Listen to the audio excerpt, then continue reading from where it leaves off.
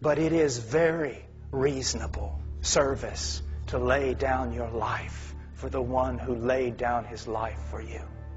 It is a reasonable thing. There is nothing that the Lord could ask of me or you that is not reasonable.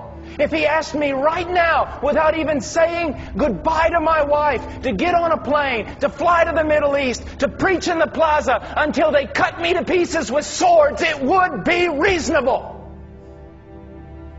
My prayer is that one day God takes my 2 sons and uses them.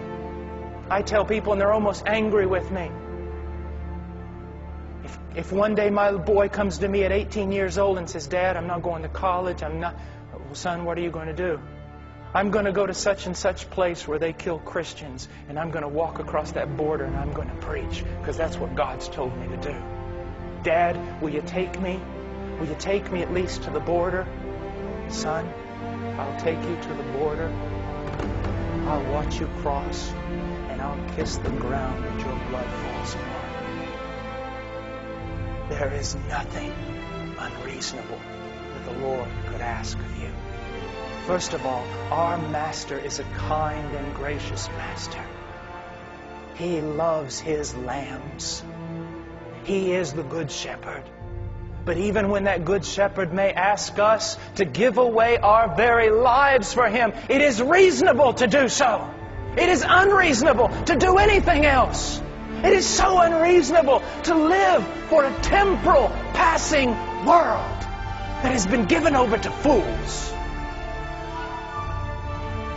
It is very reasonable to live for the Lord. Now, let me say something about reasonable service. This may help you. It is a short personal testimony about something that the Lord did in my life. I took great pride in my devotion and my dedication.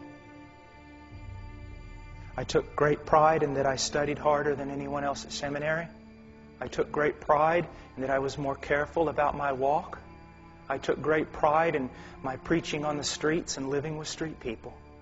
I took great enjoyment in knowing that students would be sitting around tables having a good time until I showed up. Till Moses came down from the mount.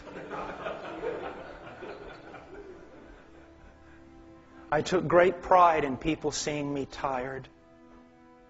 I took great pride in hearing people say, "That young man is just giving his life away."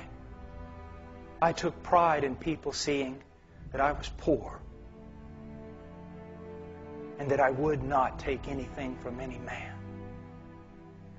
And then one day, I was with a man who's discipled me for years. You might know him, George Mueller. I was rereading Brother Mueller, and I caught a statement that I'd never heard before.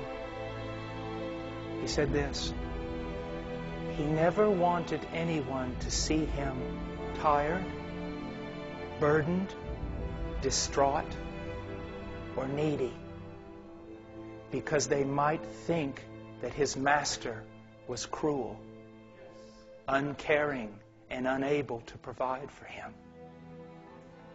You do not glorify God by what you do for Him as much as God glorifies Himself by what He does for you.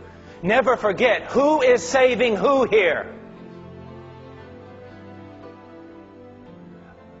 I used to think I was glorifying God by giving away absolutely everything, by wearing myself out and everything else. But what I was doing was glorifying self. Never forget when it says that we're to glorify, whether we eat or drink or any other thing, we're to do all for the glory of God. Never forget that eating and drinking is receiving from the Lord. When you eat, from where does that food come? From the Lord. When you drink, from where does it? We glorify God more by demonstrating to people all that the Lord has done for us instead of demonstrating to everyone what we've done for the Lord. And that is a statement that will free you up.